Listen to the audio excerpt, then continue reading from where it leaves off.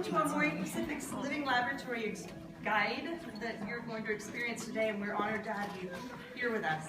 How have the rest of your sessions been? Great. Yeah, you're almost halfway through. You got like 5 or 6 more? Good job. Does everybody have some green tea?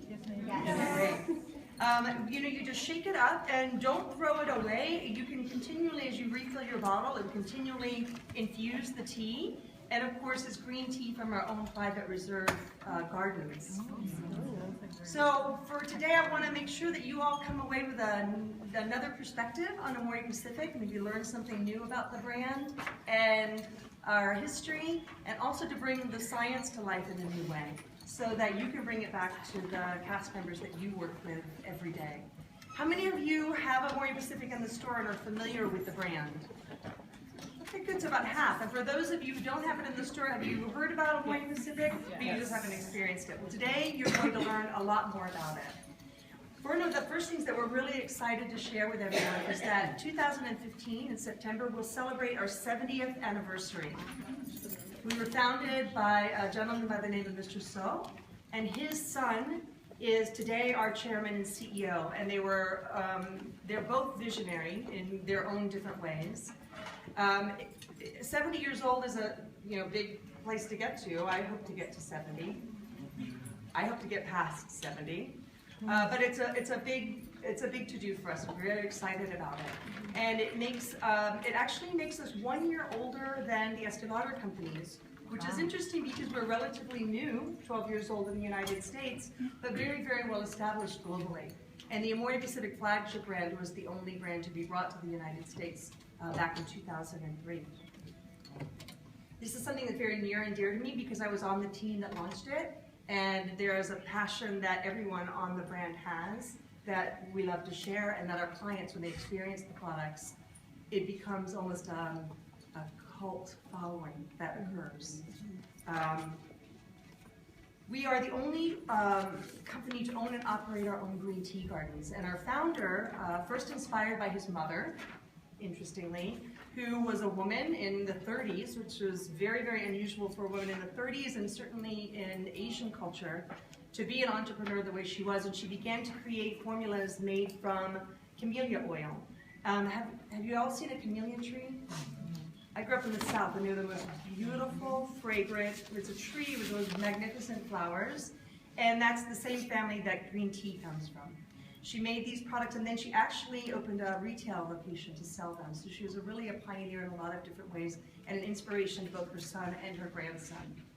Her son was raised with this and very, very passionate about wellness and botanicals and ancient botanicals and their ability to heal, which in Asian culture was accepted readily.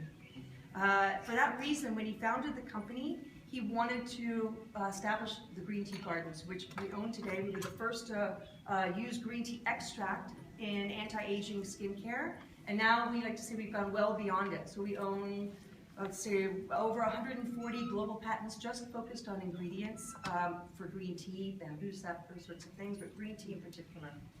The gardens, when you hear about them, are actually 3 different gardens. One is completely private, and it's only used for research and development purposes, so no public access is allowed. The other is where others are allowed to come visit it. If you're ever in Korea, it's on a beautiful island, a volcanic island called Jeju. It's beautiful. And there we also have a green tea museum and a museum dedicated to beauty, which is astounding. And then a third, which is sort of a hybrid. And the researchers that work on that also work on organic farming methods. All of the green tea is grown organically and eco-certified.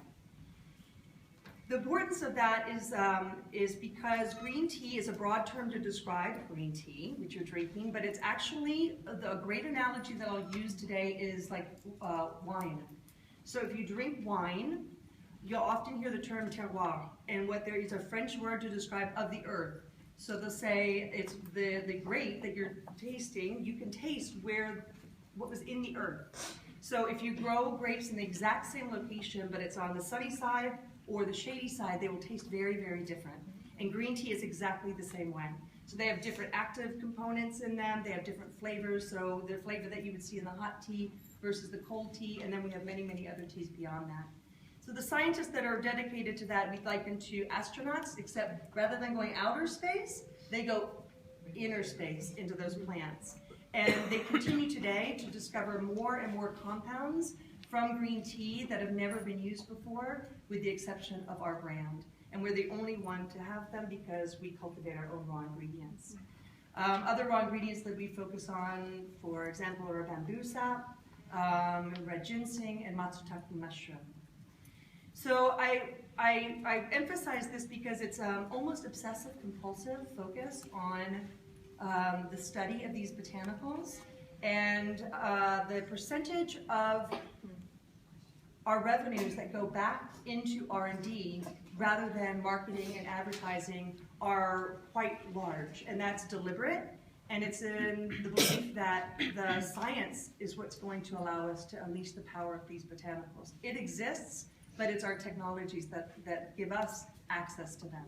And for that reason, the funds that go into it may seem exorbitant to some, but to us, it's part of our heritage and it's part of what we stand for and our founder's vision.